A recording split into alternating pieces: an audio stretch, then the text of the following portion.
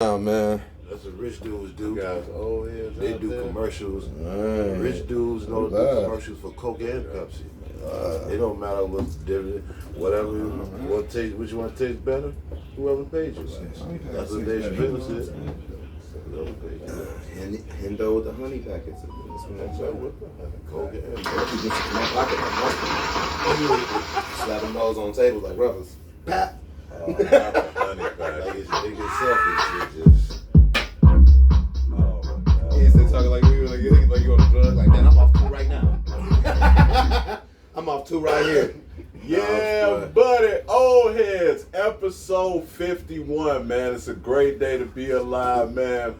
We're back in the basement Saturday nights, man. Back to bring you guys this great sports entertainment content. I'm your co-host, Omar, a.k.a. O'Milly, a.k.a. that dude, a.k.a. O'Himothy himself. Yeah, buddy, already. I'm going to go ahead and let these brothers introduce themselves and go and get into it. Old Heads, episode 51. Shit, man. Hendo out these streets, man. French loaf out east, man. Soon to be Mr. Honey Pat. Ooh, Mr. Honey Pack. Mr. Honey Pat. Come on. HP in the house. Mr. Honey Pack. Mr. Honey Pack. Hey, whoever make honey packs, man, hey, come holler at us. For you old heads out there, hey, there's nothing wrong with that, man. Get them honey packs, man. We'll endorse Spike a y'all. bottle, man. Spike a bottle. No, sir. No, we ain't talking about That's what one of the dudes say, man. Get it right. Hey, boy. Get it all together. Get it all together. No, my God. Oh, my God. Yeah, it's looking like Menards in this party. Oh, shit. Brother, well, introduce yourself. Let the people know who you is. Boy Bills, man, old head, holla at us. Yes, sir. Yes, sir. We're going to go ahead and hop right into it. Salute, man. Bronny James will be going to the University of Southern California, USC, man. Congratulations to that young man. Congratulations to LeBron, man, being a young black man coming from a single mother, taking care of his business, man, sending his first son to college, man. So before anything, like, I wanted to get that out there. That salute, man. So salute to Bron, salute to Bronny, man. That's real shit, bro. But go ahead and get right into it. Dylan Brooks has been let go by the Memphis Grizzlies. I guess they said there's no possible way of him ever coming back. How do you? I'm pretty No, sure. they said it. That's exactly what they That's said. pretty much what they said. Yeah, That's wild to I me. might be verbatim. No, right. But how do you guys feel about that? Do you guys feel like it was right that they let him go? How you guys feel about that? I feel like this, and I keep it a buck. If they were the number one seed out the West, correct? No, they Number were two? There were two. Two Yeah, Nuggets in them, right? Yeah. Number two. You take Dylan Brooks off that team, they might drop a few seeds. They might be 3 or 4. I don't think they win a lot of those games without Dylan Brooks. Just for the simple fact is, two things Dylan Brooks does well. He gets under your skin. He gets people in foul trouble. He plays decent defense.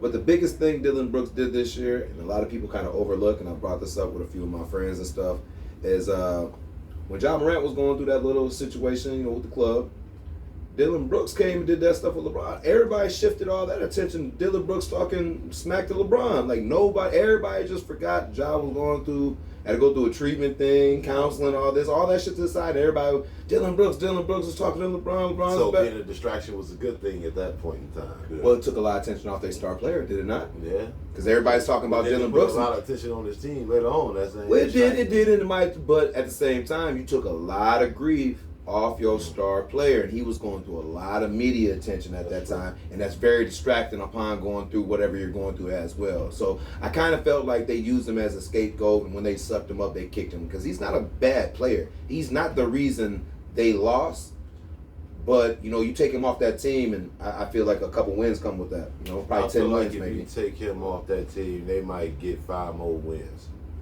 Because offensively, he's a liability. You know what I'm saying? It was one thing when he was flying under the radar with that whack-ass jump shot of his. No offense, you know what I'm saying? We love you. Come out of the satellite on the show. Fuck with you.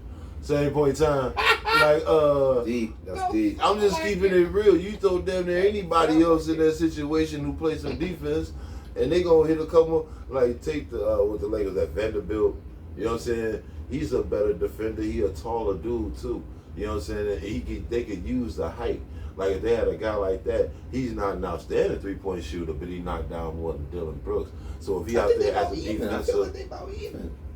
I don't think so. But just to kick back on that, when they go into a situation for any type, then Dylan Brooks has to guard the star player. He's guarding the LeBrons. He's guarding the Paul Georges, the Kawhis. He's guarding John Morant. Vanderbilt was guarding the guards. You know what I'm saying? They asked him to guard, like, the star players and the point guard. They asked him to do that. So I'm saying he like the same type of player, really, but he a little bit longer, so he could do what he do on defense, but he hit that open three a little bit more often. And that's just an example of a type player you can get that don't cost you much money. You know what I'm saying? Dylan Brooks will fuck around and want to get paid or some shit too. These guys are serviceable in ways this other guy that can get that can. It wasn't, to me, it wasn't the fact of like them letting him go. It was the statement they made after that. Like he did something to them. Like he was the reason they lost. That's the only thing I'm saying. Like I understand letting somebody go, hey, and I agree, he is an offensive liability. He plays good defense. But we have a team, we have like teams out here with a lot of just good defenders that are a liability on offense. Let's get that out here first and foremost. But they made a statement like he most certainly is not coming back to Rivers. Like he pissed off an owner or something when all he did was win and pour his heart out. You know what I'm saying, for the establishment. He was, I'm not gonna act like he bought out, but he did what he had to do. He did his job. Yeah. Everybody know he ain't a prolific scorer, and he wasn't. He played his D. Yeah. So you're saying they're in the right for letting him go. You see no issues with it. Well, yeah, no, it's just like what Fam said, just the wording of the exit. You know what I'm saying? Comment or speech or whatever the fuck it was. Like, yeah, you ain't have to make it seem dirty if any way. Players get cut and shit all the time. There's no explanation. You know what I'm saying? If it is, there's nothing with malice, whatever, intent behind it. That shit sound malicious. You know what I'm saying? To be like, you know what I'm saying? You'll never play here again. Like what the fuck? Like, what I do to y'all? Exactly. That's what I had to do with a winning attitude and trying to get my all for this team in this city. You know what I'm saying? Now, be it as it may, he may be a little flamboyant or whatever like that. That's the case may be. But you know what I'm saying? Like, I mean, that's understandable in his attitude and his comments and his, you know what I'm saying, behavior. You know what I'm saying? I get all that. So it is a whole package when you talk about an individual, but you know what I'm saying, shooting a motherfucker out the door is one thing. It's another thing to be talking some shit while you doing it. We're trying to kick him in his ass on the way out. You know what I mean? I feel like they would definitely. I feel like they played him as a scapegoat. I feel like they definitely used him as a scapegoat. I personally like Dylan Brooks. I mean, when you look at his numbers, I looked up. He averaged 14.3, 3 boards, and 2.6 assists last season. Yeah, and that's without defense.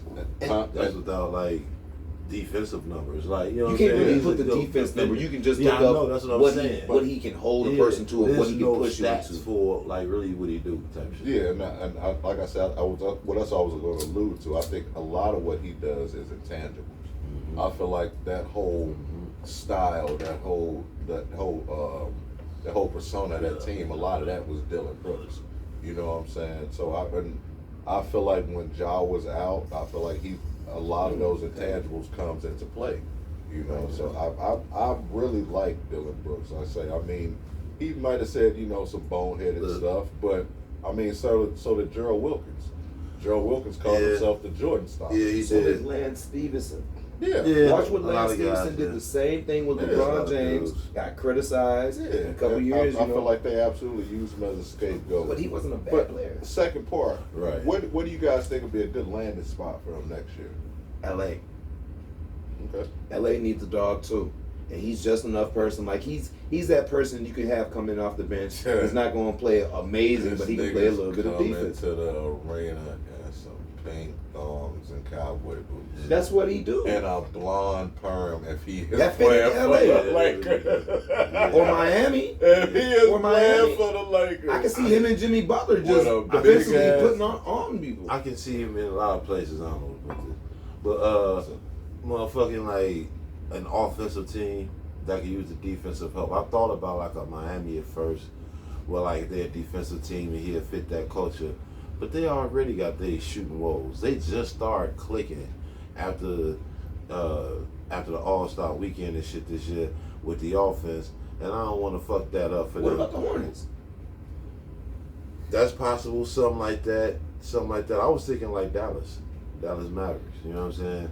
They could use some toughness. You know what I'm saying? I think that might fuck with their rotation. I think It he definitely would. holding up a spot up over there. Yeah, it definitely would. Portland.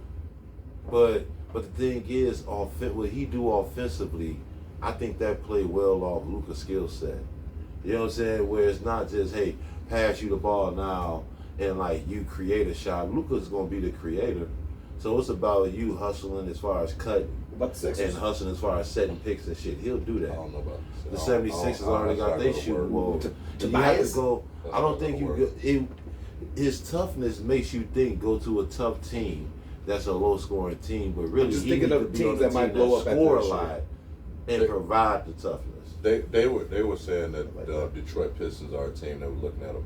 I can see that, too. I had 4 landing spots I thought that would be good for them. Houston, I personally think that Houston will be a good spot for them because That'd be decent. because they're a young team, and I think he can absolutely provide that toughness That'd be and decent. that those intangibles and actually give them some type of direction. The Lakers, a lot of people forget Lance Stevenson did play with LeBron. Yep. Eventually, so I think the Lakers that'll be a good spot for them. Orlando is another spot with Paolo. With Paolo, I think Dylan Brooks needs to be on a team. He either needs to be on a veteran team, Somebody's- or he needs to be on a young team. I to like where, the to where veteran. he can provide that. So toughness. basically, you say he's gonna be a Clipper next year. And then 10 Miami Poor Lord, was the hope other not. spot too. I don't know. I hope not. Playoffs last night. KD and the Suns won last night. Devin Booker went to go on for 47 last night. Huge performance. That was dope, man. So It was. Devin Booker phenomenal right now. KD had 39, but had an unusual 12 from 31 from the field. If KD loses this series with another stacked team, does his legacy take a hit, in your opinion? Yes or no? Yeah, man, that's too stacked of a team, man. I'm sorry. This team got too many pieces. I understand the Chris Paul situation. That's normal. We normally see him get injured, so that's a non-factor to me because that was going to happen regardless in my eyes. But the fact that you got Devin Booker, who can put up 40 any given night, man, he too strong of a player. You got too solid of a team over there. I'm about the Chris Paul comment so disrespectful. Man, but it's the truth, though. Name a playoff series that he ain't been injured. As a Clipper. I get it. As a I get Clipper. They ain't trying to do him. It's just No, it's the fact. I'm just stating facts. I love Chris Paul, but the same fact is that nigga body just ain't with him. Yeah. His mind, everybody. So ain't. you think that he a they good coach? a stacked team without him? What? Because they bench is really. They're contenders. I mean, if we look at the team they had before they made the move to get him, that team is a contending team already. Is what I'm saying. That was already a finals team, pretty much all the same But people. you take the defensive player of the year candidate off that team, and, Right. And you put a high volume scorer on there that people struggle to stop. But And he can put those up two guys could score though. Him and Cam coming off the bench, and Cam can shoot that three. Like Cam shot it around or some shit, Yeah. and dog can get in the mid range a little bit like KD could, except there's two bodies that are interchangeable. So it's kind of like, you know what I'm saying? Yeah, you deeper too. So it's like, I don't know, like you kind of give up that deep shit. Like it'd have been dope to get Kevin Durant, maybe kept all those players, but I mean, who else are we talking about on the team? If we saying it's a deep team, who else are we talking about? I'm just talking about he a volume scorer. The team it ain't as deep as it once was. They have a mediocre bench, But right now, when you got two people that can give you 70 points on any given night, all you need is them dudes just to get a few rebounds, some steals, and just a couple points here and there. I'm just being for real. Like, that's what they rely on. When we looking at them stat sheets, it's two people scoring. I mean, high value. A couple of those guys have like little games. These games, though, you only need at least another 45 points. That 70 points is okay, but where's that other 45, 50 points coming from? Those are the games they lose, though. 115. Those are the games they lose. If you don't score 115 in the Western Conference, you're gonna lose. You're right. That only worked with New York and them. I think one thing I'm surprised, like not only you guys are not talking about, I'm surprised no one's talking about, is DeAndre Ayton. He had 4 points and 9 rebounds. It baffles me as why I don't know, but that's fine. But it baffles me why people don't treat him the same way they treat Anthony Davis. Like when he was coming out, they was comparing him to David Robinson. He was the #1 pick. I mean, because he's younger too. Anthony Davis has been in the league for a while now, and we've seen what Anthony Davis has his own skill set. No offense to Ayton, but it's a higher skill set than Ayton's probably will ever be. So, I mean, I'm not saying that Ayton isn't worthy of criticism. I've heard him be criticized, honestly, a lot. But at the same time, though, you hold certain guys to a certain standard. We talking about AD, though. No, that's true. That's true. We seen what he just did that last game. It's damn. Yeah, I know. Like, and this is AD. That shit is noteworthy. Yeah. You know what I'm saying? Straight I think the reason I don't put him in the same center is I'm yet to see Ayton take over in a playoff game. I'm yet to see him take the team and put the team on his shoulders and be aggressive and attack and go out there. The same thing I put where Bam Adebayo. I'm yet to see him like the team get put on his shoulders in a playoff game. Like you can. I'm just saying I don't. No. He has his games or wherever, but I'm talking about like take over. Like I've seen him take over and drop. You know, in playoff, in key moments. I've seen Joker do it. These are guys that we hold in high regard. So when we see AD, we just seen that in the playoff series, him do that. I'm yet to see Ayton really do that. I like his skill set, but he's not being aggressive right now where I know he can. And that's the same thing Monty Williams told him the year they lost to the Bucks, because he's not being aggressive. And he's still kind of not being aggressive. I thought I would see more aggressive. Like coming around, facing the basket and trying to, but he defers a lot. And that's what kind of makes me question. Same thing with Bam. Bam defers a lot. I've seen Bam 5 feet from the hoop, don't even look, but try to find Jimmy Butler coming around, cutting and pass it to him. I understand that's the better look and it's the play, but you're not even looking to attack. And then let that be Giannis. Let that be Joker. They attack it. That's all. That's all. Yeah, but I think the difference is no one ever looked at Bam as being a franchise player. No. And I agree with that. I do agree. But when you're drafted #1, you're supposed to be a franchise player. And that's all I'm saying. I would never say that him and Anthony Davis are the same player.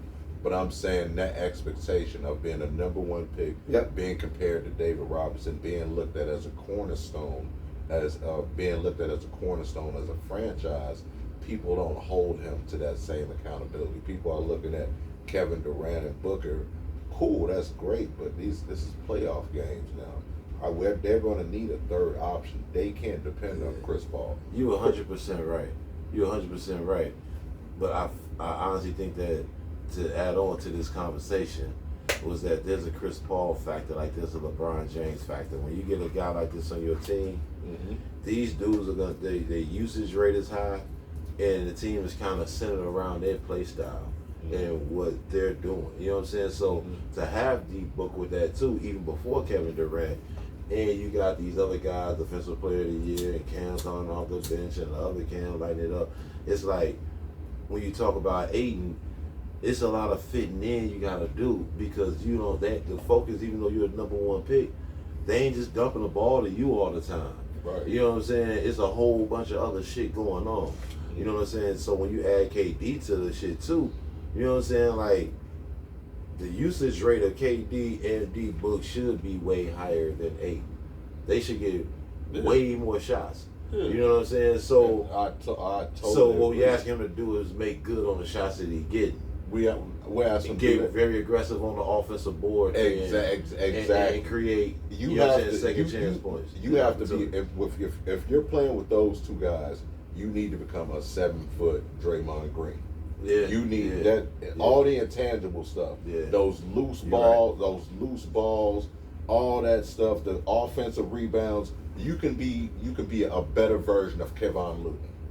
Yeah. You know what I'm saying? Yeah, He's balling. Yeah, because and he be balling. Yeah. And he be balling. Yeah. He just know his role. Yep.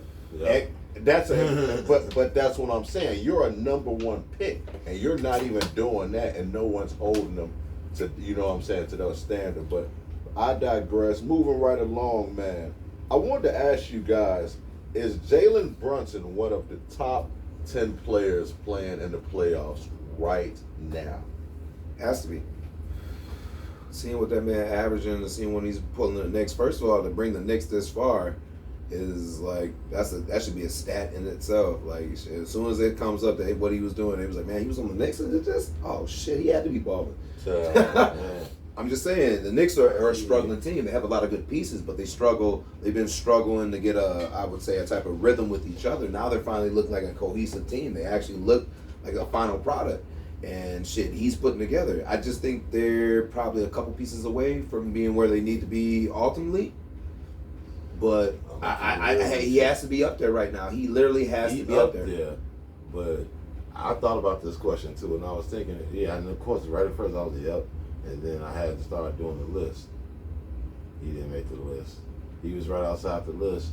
You know what I'm saying? If you think He was about a lot of West players. I had Tatum, Brown, Booker, Kevin Durant, Embiid, Joker, Jimmy, Steph, LeBron, and then I had Brunson at 10. But then when I thought about it, I don't know if I can say Brunson has played better than Clay. I was about to say Clay is off that list, and I had somebody else too, maybe. I probably had to take. I like Jimmy's performance, but Jimmy injured right now too. He might not be back in for a while. No, Jimmy played today. What was his stat line?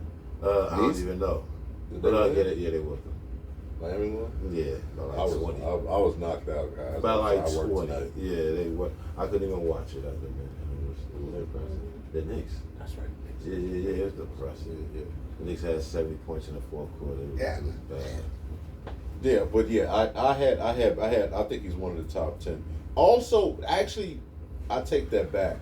I thought about Clay, and the other guy I thought about was Jamal Murray. Yeah, that's who it was. I had Murray and Clay. I thought about Murray, but then I also looked at he gets the benefit of playing with Jokic.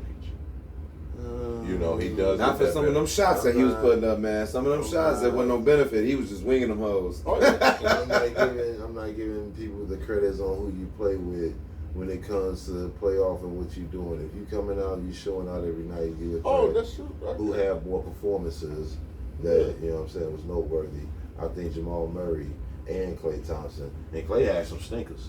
Yeah, Clay had some clunkers. Yeah, he did. You know what I'm saying? Yeah, but he actually came and had some real good ones too. Yeah. So you average that shit out. You know what I'm saying? Yeah. And he be aggressive. He wouldn't even be fucking up that motherfucker. Clay let that shit go down. Yeah. You know what I'm saying? Fuck, man. He let that bitch go. I said that shit again just before the shit out of the last game. I was talking to somebody while the game was on. I was like, dog, Clay is the man. I love stuff, man. I love stuff. When you need a three, you might want to draw something for Clay, man. Yeah. He that dude. Yeah. He that dude. He one of them dudes, all-time history. I'm picking him over Steph to shoot my last three. Really? Yes, Clay. Shit, I don't know. It's something in here, man. It's something in here, dog. I'm trying to tell you. This boy is wide different. Percentages on this one. Clay done hit them. Clay done hit a lot. But Clay hit. But man, dude, the percentage you can read on the stat sheet. Over the best overall 3-point shooter ever. Over the best overall you know what I watch shooter ever. I be watching the wave. I watch momentum. I feel it. I watch a call. I watch everything, but it's moments where everybody broke. Who gonna make a shot? Everybody broke with both teams. Or just your team. Who gonna make a shot? That dude is Clay. Who gonna make that clutch shot? That dude is Clay. I don't know, man. Okay. I see Curry making a lot. Scary as hell. I see Curry making a lot too, though, man. Clay Think about Curry's. Then you gotta look. You also gotta look at Clay's size. Clay is 6'7". It don't take much for Curry to get that bitch off. he got one of the fastest shots because he go like that and that bitch up. I swear he has one of the fastest I shots in don't the care league. about technique or nothing. Hey, All I'm let that saying shit is, go. who the fuck am I afraid of with that ball in their hand shooting a 3 against me with one shot left? Who I'm more afraid of? I'm scared to death of Klay Thompson. His handle's gotten better too. I'm scared to death Yeah. of that man. Yeah. So you said no to no the top 10 right now? No. No the top 10. Yeah, he has to be. Top 10. Yeah, I also love the stuff. celebration, man. That Joker shit is stupid that he do. But yeah, I got him top 10 right now, top 10. Just because he's a Chicago kid, but honestly, I would have to say he's probably more or less at 11, just because He's probably like 11, just because of the way Murray's playing. Yeah, Murray is. yeah. I watched him play last night. He's playing. And we exclude phenomenal. dudes like AD because he had his bad performances. But AD actually is a killer right now. Like he do for one. They play what right now? Is the game on? It might be on right now. I'm not sure. 7 o'clock. But yeah. Who you we'll get to that. But I got Warriors in 6, man. Y'all let us know who y'all feel. I can't believe you said that. Yeah, I got Warriors in 6, though. You said that shit early too. Yeah, yeah. You said that shit like after game 1. I said it before game 1.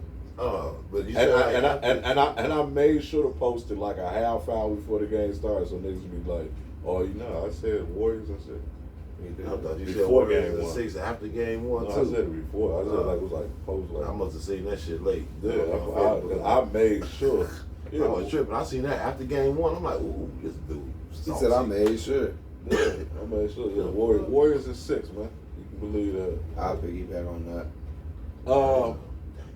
Yeah, this move. Okay. Pivoting. Bears. What would you guys give them as far as the draft go? I personally gave them a solid B.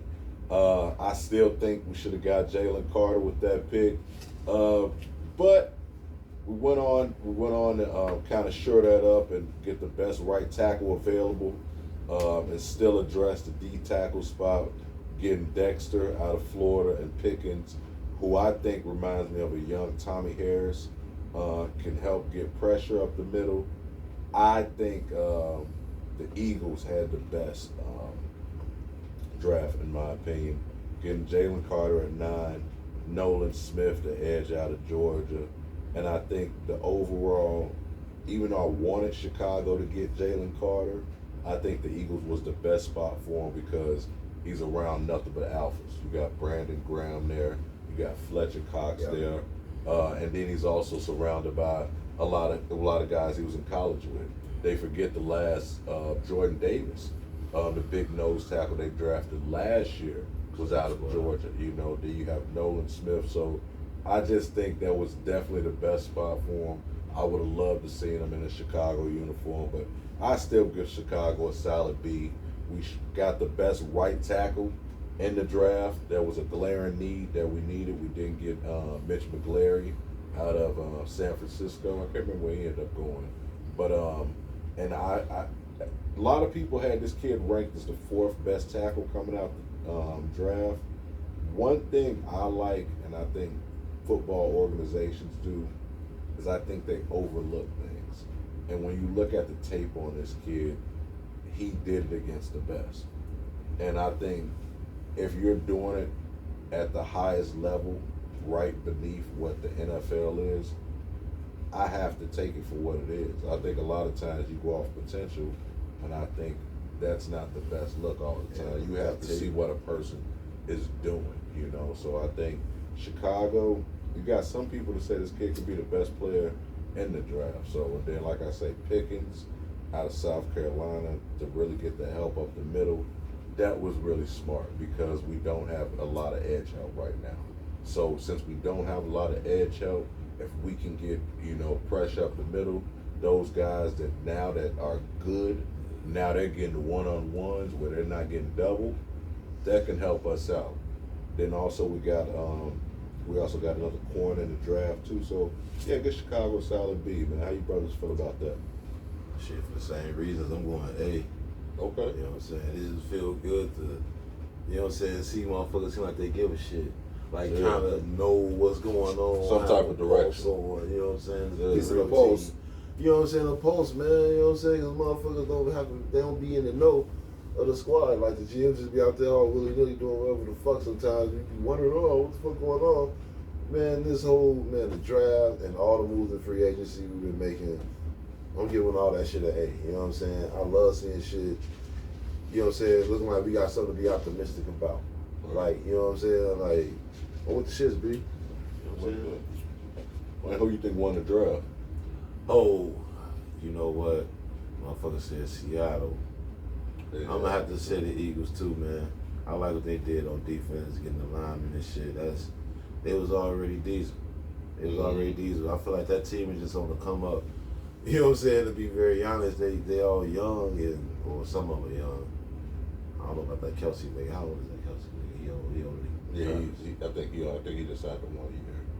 Yeah, I think he was already talking about retirement before last year. It's still a good team, man. Because I want Chicago to do. I'll go Eagles. I'll go Eagles. I know what you get the Bears.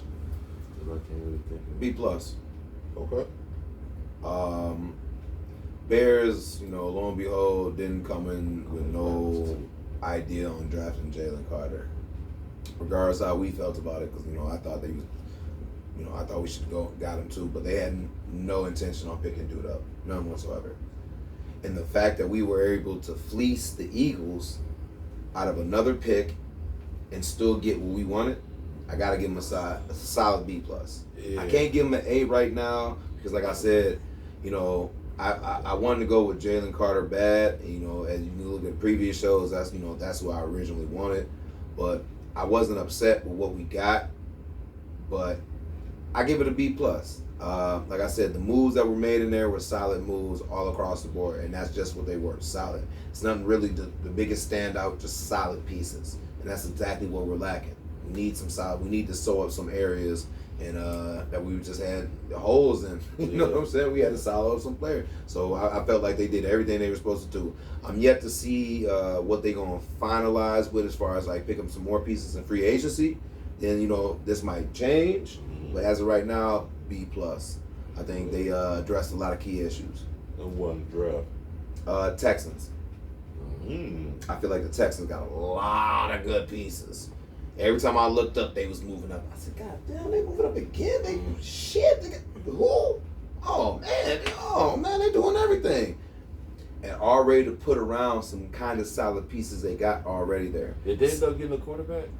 Yes. They took C.J. Stroud with the number 2. Oh yeah, that's right. And then So they took Will Anderson. So they got Will Anderson and C.J. Stroud. They got Sims over there who's not bad. Then they got Pierce who's not. He's a very underrated running back. And then they got a defense that could come together, give them the right coach. I don't even know if they got the head coach yet. How you feel D'Amico about Ryans is the head coach. Oh, they finally picked him up. How you feel about that quarterback out of Florida that went to the Colts? Anthony Richardson. Richardson, yeah. He's a project. Yeah. I think he's a project. Given the right weapons, he could turn out. We gotta see. Everything's coming brand new to him. The game speed gonna be different.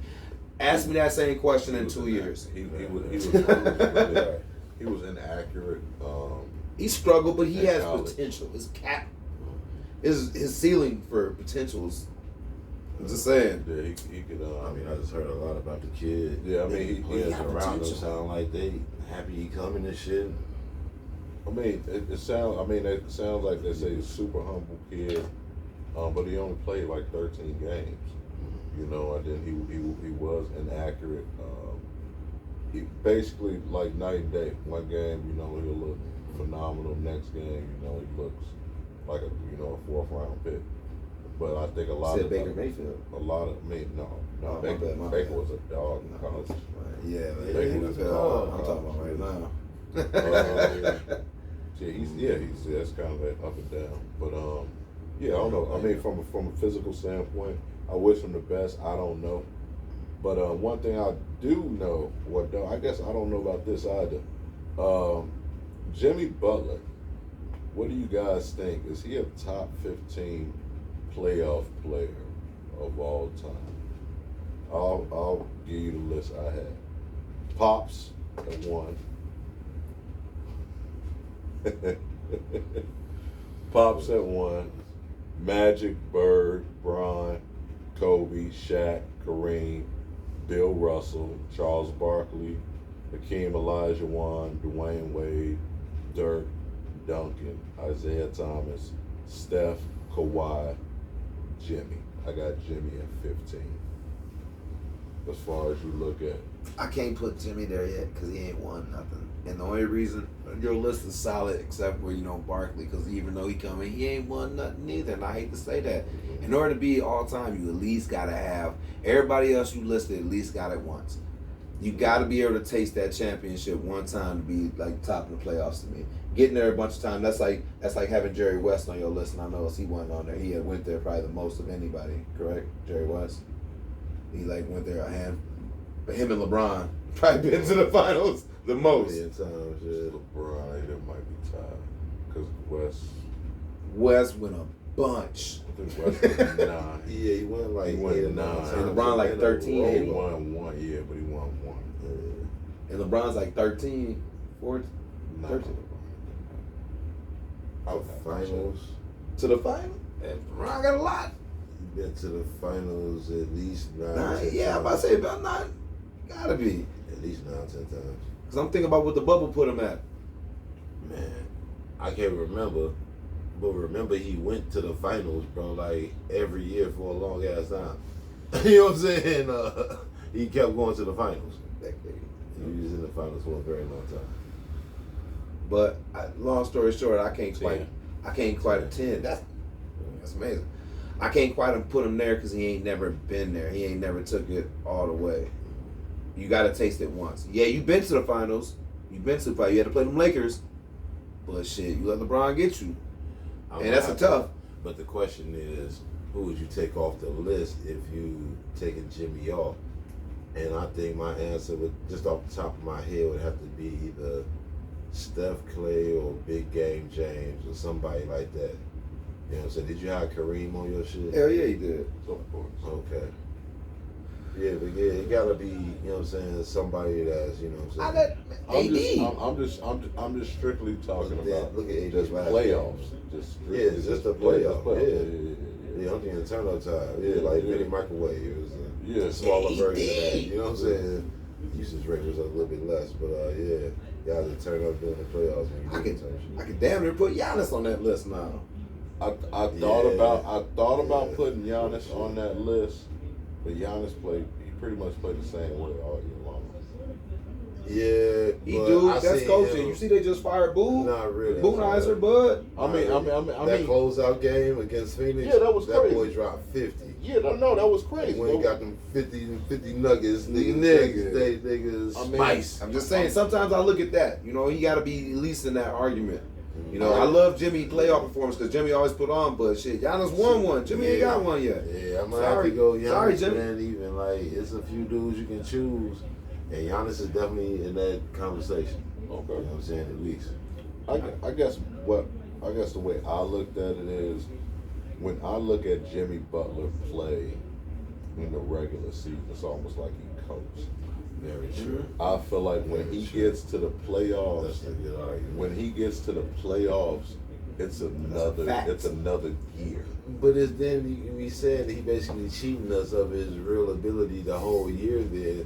So it's not like he only scoring that amount because he can score that amount. Like you said, he coaching. It'd be one thing if you could only score 15 to 20 points a game, and then for some reason the playoffs you hit a switch and then you just, you know what I'm saying.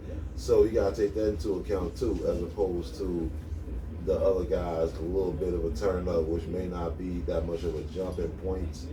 You know what I'm saying? Like, because Jimmy, like you said, be coasting. We all know this motherfucker has the ability to do a little bit more during the regular season, only because we see the way that he be killing in the playoff. He walking around smiling like, yeah, I could have did this shit all year. Yeah. You know? Yeah. What player don't coast through the regular season? Right. Yeah. But that's a drastic situation. That's crazy. That's like load management to a whole different level. Like, when you AD. really look at Jimmy playoff numbers, like I've really looked at them. I mean, the guy done had 40-point triple doubles.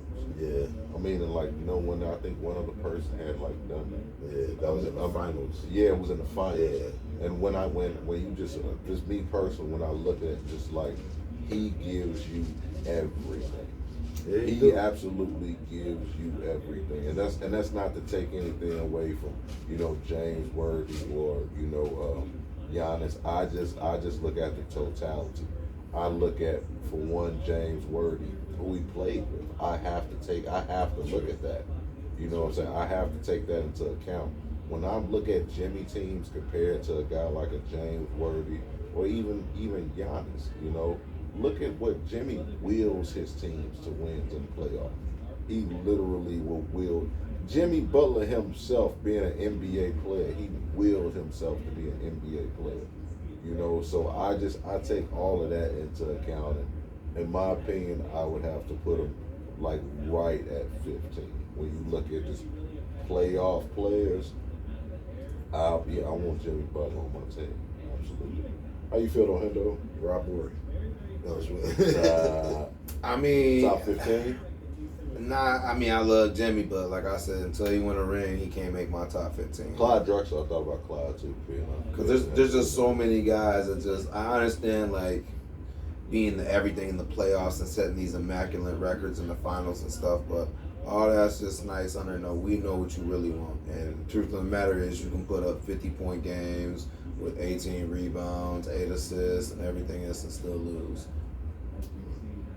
So, we sometimes you got to look at the teams, but I don't feel like his team is shitty. But I feel like in game time, a lot of other people disappear and they rely on Jimmy to do this. They rely to defer to Jimmy. Other people like Worthy and stuff, when they got the ball, they was making their moves. That's how I defer that. They're just passing to Jimmy, hoping Jimmy scored. Like I said earlier in the episode, I literally watched Bam not even be aggressive, wait for Jimmy to cut, hold the ball like this and try to hit him on a backdoor cut. And they don't even attack. Worthy at that spot at least attacking the rim. Yeah. That's why they defer too much to him. They defer too much to him. The whole team relies on Jimmy's score, especially with Tyler Hero out or injured, with his hand. I mean, it was a valid injury. Don't get it wrong. I'm not, putting up quotation, but when he out, they down a little. But the team is solid. I'm not going to act like this team hasn't been on a playoff road and they have a solid team, but I just can't put Jimmy up there until he takes it yet. That's my only problem with it. I love what he does in the playoffs, but you got to win it for me, man. I can't either, man. I got Manu Ginobili over this guy. I mean, you not wrong. You not wrong. You know what I'm saying? There's some few moments where, in the finals, and he won, and all these things matter. You know what I'm saying? I seen him fucking up a little bit too. You know what I'm saying? But I see him in the finals, winning rings, and doing some clutch shit. You know what I'm saying? Like, does he get to the finals without Tim Duncan? Absolutely not. Okay. Absolutely not. No. Okay. There's no response to that. No, shit, but they moved as a unit. Jimmy's been to the finals as that dude. Yeah, he was. As that dude. So Tyler Hero had a couple games in that. No doubt. But we basically talk about like what LeBron did with them Cleveland teams. He went there, and we all knew he wasn't going no further there because they didn't have a team. Yep. And that's basically what you're telling me. Yep. It's cool to go there, but until you can find a team that you work with to take you all the way, you can't get it from me. I'm sorry. Yeah. Because I watched LeBron struggle with that, and he's like, damn, as soon as LeBron get a team, he going to take it over. And that's the same way I look at Jimmy. As soon as he get a team, he going to take it over. But he's yet to find that team, and that's my only delay in that middle of that, you know what I'm saying? But the time Jimmy do take it, oh yeah, he's scooting shit. He probably scooting right up to 14, to be honest. The day he do take it, right, smooth in the 14, 13, smoothly, be different. Not an issue. If you win a ring, it will be different. I can respect that. Keep with the playoffs. Who do you guys think had a better playoff performance? Y'all let us know out there too how y'all feel. Dwayne Wade willing Miami to win first ring with Shaq, or Dirk beating the Heat to win his only championship? Who do you think had a better run? D Wade's run with Shaq, or Dirk to beat the Heatles? Shit, I gotta go with Dirk, bro. I ain't even gonna lie to you, man. Dirk put on a performance, and for him to beat that stacked team that the Heat brought that year when they was running nicely and they was a well-oiled machine, I got it, because we ain't nobody. They was like, man, Dirk could get there, but we don't know if he'll take it. Everybody said it. Dirk could get there, but we don't know if he'll take it. And he just happened to slide in, and that was one of the smoothest series I had. See, I was like, man, Dirk is about to take this motherfucker. That's when this move got it not invented, but noticed. Right. You know what I'm saying? That fade away with that leg out there. That was the year that move got noticed. And it was how he was getting from the 3-point line to around that elbow on each side of the motherfucking free throw line. Nobody could guard him that yet.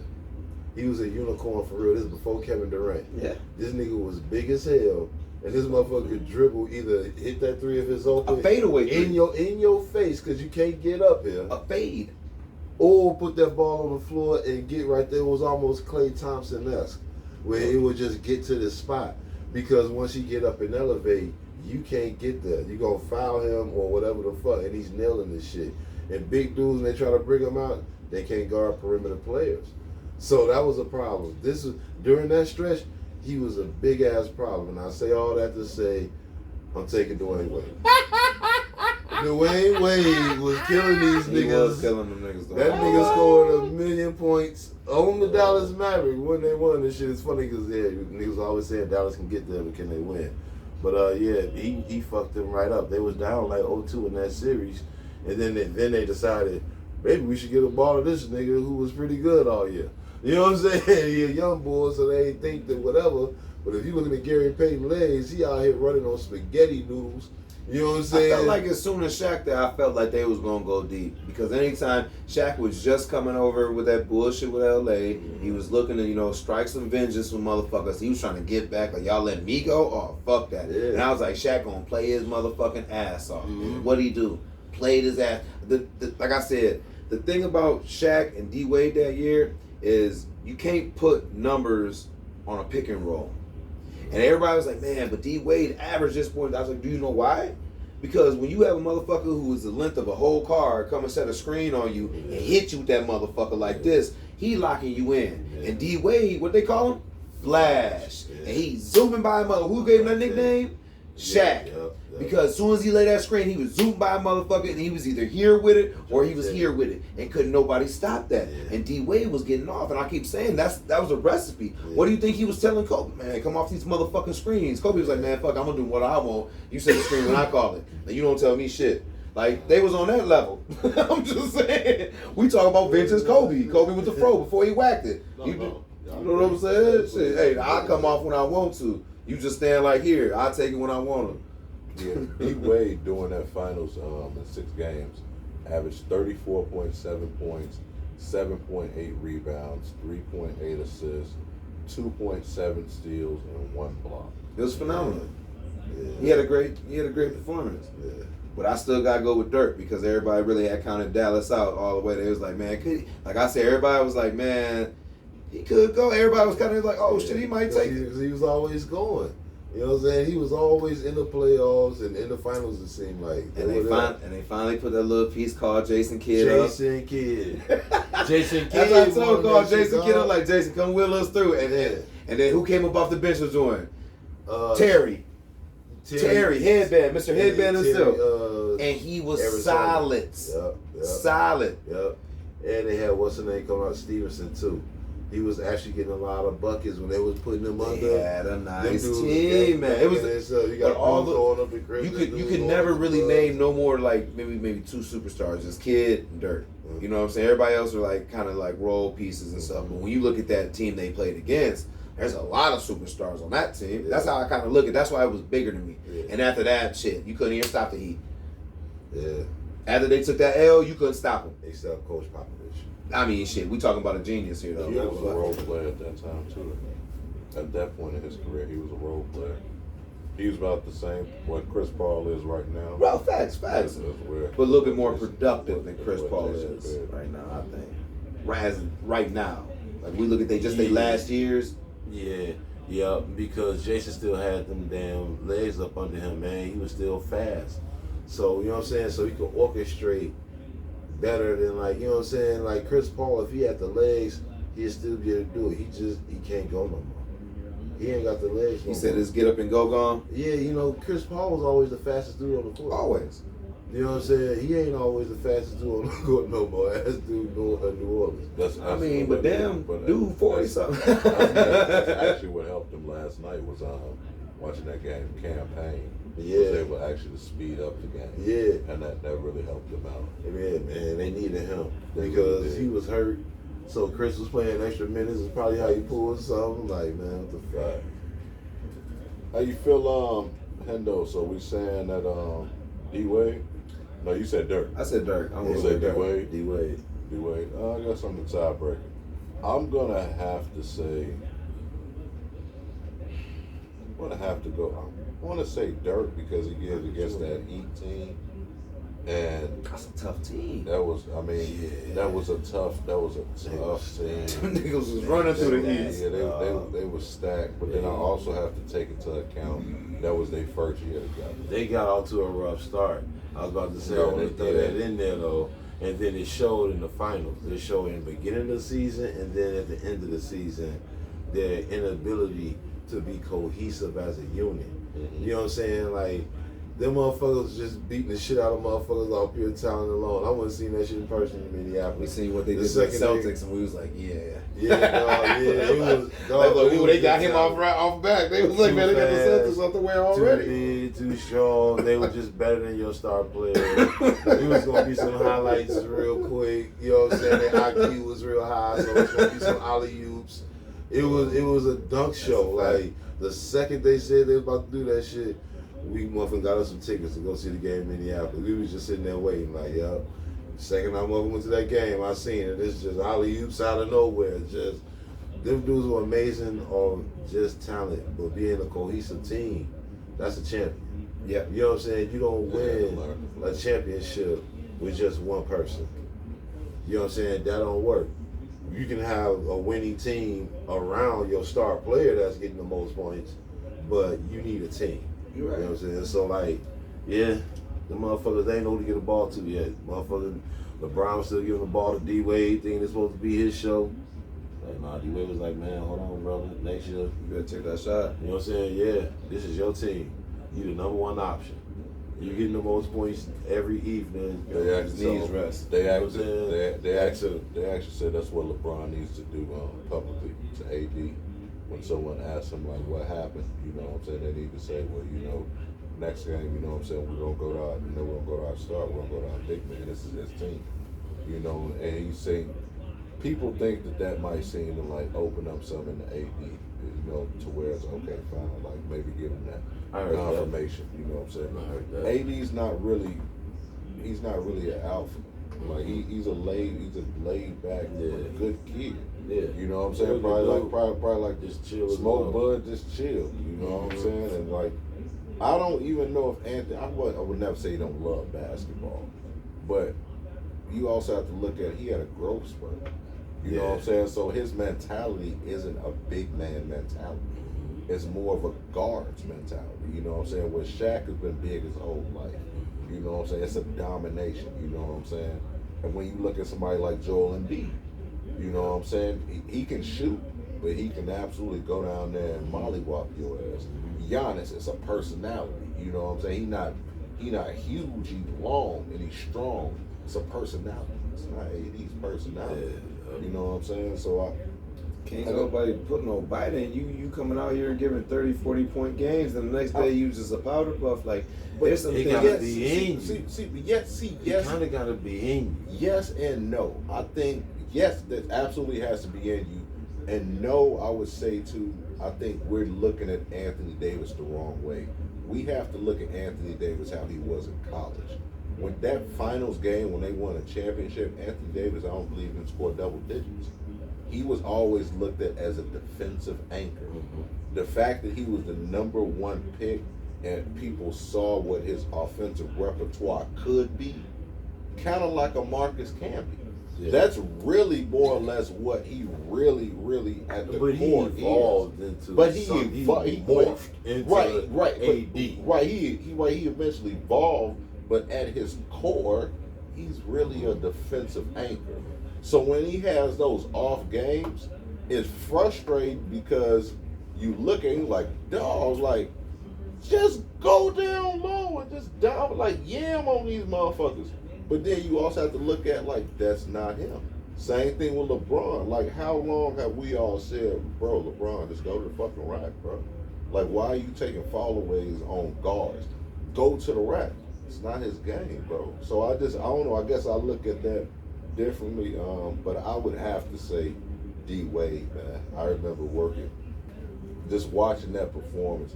You're absolutely right. Shaq does not get enough credit for that championship.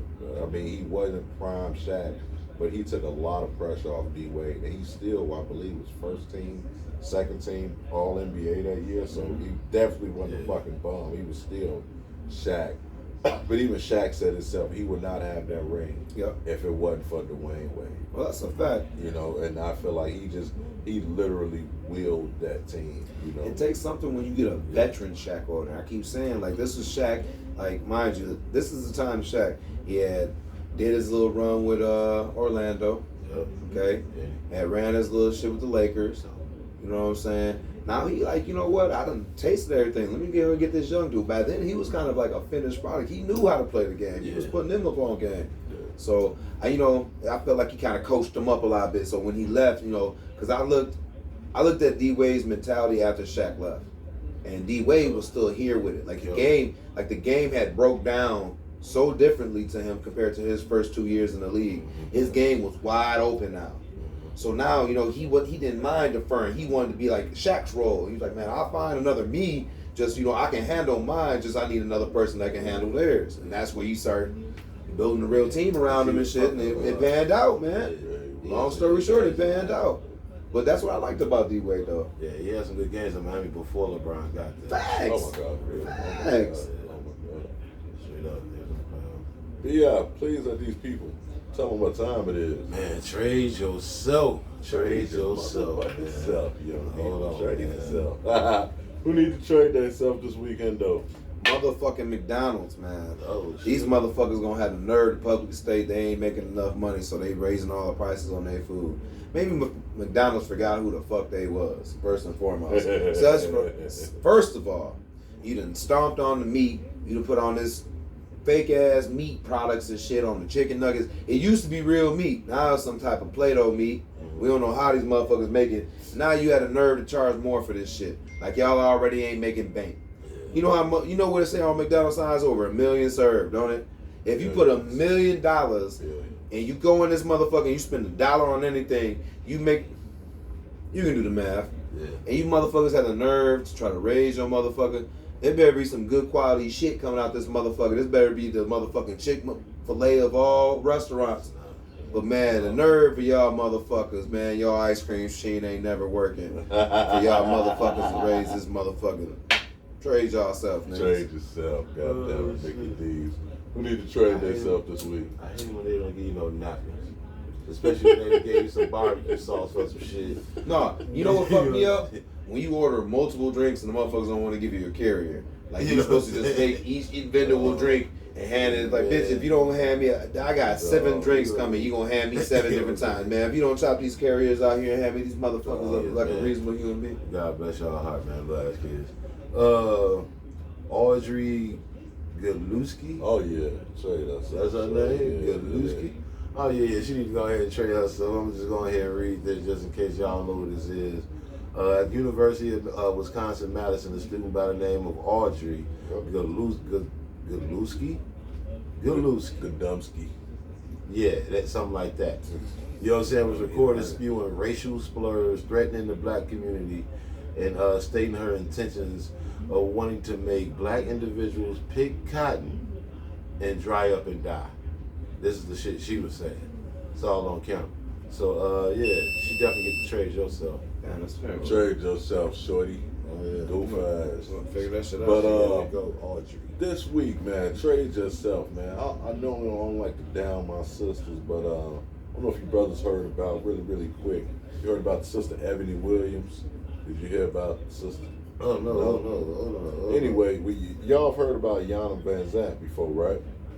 Oh, you got to put me on game. What's going on? You never heard of Yana Van Zant, the black lady on Oprah? You ain't putting us on the game. Okay. Anyway, anyway, she's a life coach, right? She's a famous life coach. Okay. And she did this interview with this young sister, and not necessarily, but she was doing an interview. She was a news anchor or something like that. And the sister said, well, you know, a lot of, you know, black men out there, brothers in general, she can't seem to find, you know what I'm saying, you know, one that could seem to, you know, how they stuff together, you know, on her level, because, you know, black men on average only make, you know, a certain amount of money and this and that. So Ayana asked her, would you date a bus driver? And she paused for a minute, and she said, no, you, would you date a bus driver? And she said, if he owns it. If he owns the bus. Damn. What the fuck? Okay. So That's tough, sister. So she ended up getting like 50,000 comments. She ended up doubling down on the shit the next day, saying that she'll never accept mediocrity and this and that. And I guess my whole thing is, sister, if you said you done dated every ethnicity of all ages, at some point, it might be you. Yeah.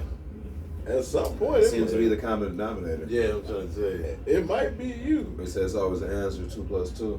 Yeah, You got the answer. If you running through motherfuckers like that, it might be you too picky. There's a lot of good brothers out here with mediocre jobs, and people just have too high a standards. Like, they want to think like you supposed to be making so many grand, stuff like that. No, take a dude who caters to your feelings, because a lot of motherfuckers out here making that type of money just gonna fuck you and leave in the first place. Yeah. But you can find you a good dude working at Burger King. This brother gonna do everything for you. You come home, dishes done, on his way out to work, and this mother, you ain't gotta give him a ride. He ride the bus and don't even care. You know, man, motherfuckers don't even understand, man. Yeah, they really don't. That rich dude, guess what? He picky too, just like you. And you think he other got his own money and all that shit too, just like and you. what it say? Even after So he don't competition, care you think, about you you think either. motherfuckers ain't hawking this motherfucker over this Porsche? You think motherfucker ain't hawking this? Oh shit, he driving this. He out here buying drinks, got Rolexes on. You think motherfuckers ain't hawking seeing this? Man, you better go over this motherfucker with just some regular ass Nikes on over here just buying these beers because he wise about his money. Peep game. Straight up. Real, but yeah, that was goofy, man. I respect you, sister, but man, trade yourself, man. We gotta go and pay these bills. If you're downtown tonight, Press Break, La Crosse, Wisconsin, downtown. Check them out. They got the cheesy nachos, cheesy beefs, all that good stuff. Also, King KO Car Wash, man. Weather's starting to break. Please go check out Cuzzo. Does a great job over there on La Crosse Street, King KO Car Wash. And also, Saturday nights, man, you might be playing some cards, having some drinks. It's not bad out. Might be on the balcony. You want to listen to some good music? Download the Bump That Radio app right now. Bump That Radio. You can find them on anywhere, man. You can Google it, iPhone, all that good stuff. Hendo, you got anybody you want to shout out, man? Oh man, if you need your shoes Yes, sir. restored, or you're looking for some new kicks or something, make sure you stop down and go holler at my man Focus at Breath of Fresh. Yes, sir. If you're looking for some fresh new dunks, some Yeezy slides or whatever, make sure you go down to 5th and King. Holler at my man JV at the Closet, man. He'll hook you up, man. Get you anything you need. That's what's up. That's what's up. Hey, Old Heads, episode 51, man. I'm your co-host, Omar, a.k.a. O'Milly, a.k.a. that dude, a.k.a. O'Hemedy himself. Episode That's gotta be a 51, website. man. Please check us out, man. Go on YouTube, subscribe. You can check us out on YouTube under Old Heads Podcast. Go subscribe. Also under C-Hendo, C-E-E-H-E-N-D-O. C-Hendo. Subscribe, man. Check us out on YouTube. We're going to soon be on Spotify, man. So, man, trying to make these moves. Also, inbox me. Exclusive top 10 t-shirts, man. We got your top 10. I call these our debate t-shirts. On the back, we could custom for you whatever your top 10 is. On the back, you got the top 10. Somebody in the store, hold up, how you don't got Kobe? I know I'm gonna get a lot of I don't got Kobe in my top 10 and all this and that, and it's all good, man. If the bread go down, the milk go down, we talking about that shit right there and there. So, but yeah, check us out, man. I know he on the shirt. He on the shirt. But yeah, check it out though, man. Check out our t-shirts, inbox me. But Old Heads episode 51. We'll let these brothers tell you where you can find them at. And man, go ahead. Boy, Bills, man, Old Heads, I'm here. Yeah, you can find my ass at work. Anyways, man, dudes, man, make sure y'all go check us out, man. Like he said, on YouTube, man. Subscribe, man. Subscribe. Make sure you come in. Make sure you hit them comments and them like buttons too, man. Please. We out. Yes, sir. Chill. Nearest. Actually, I did put it to